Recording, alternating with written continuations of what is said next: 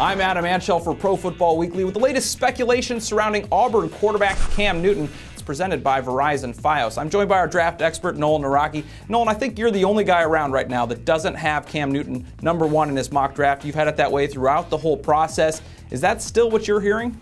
It is, Adam. I've spoken to two teams in the last 24 hours, and the question that they posed was, is Cam going to be sitting there for us? And we're talking about teams in the teens and in the 20s. They need to know if they got to be prepared to handle that question with their owner. So I think the perception in the media is a little bit different from it is in NFL circles, and there's a good chance he could slide.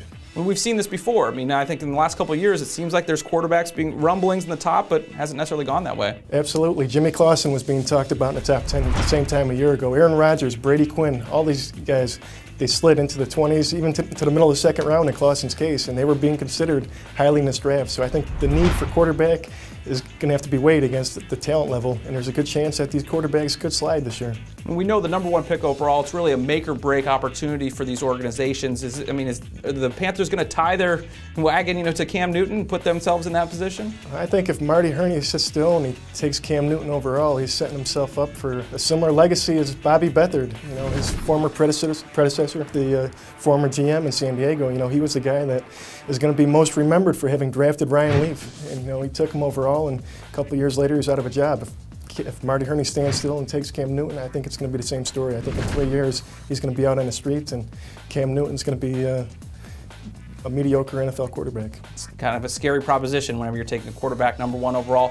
What are you hearing are the biggest concerns that teams have with Cam Newton?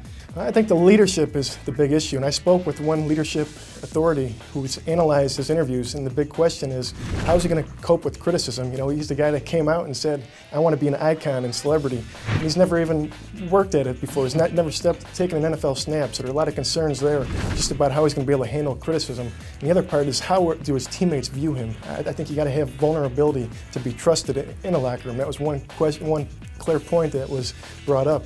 And I think that's a big issue that's going to have to be addressed. We saw with Florida when he had problems there, he kind of got up and ran. We know there's going to be adversity. We saw Peyton Manning, Troy Aikman, these guys when they were rookies in the league really struggled. It's bound to happen. That is a look at the latest on Cam Newton. For the best draft information around, be sure to follow us on Twitter or go to ProFootballWeekly.com.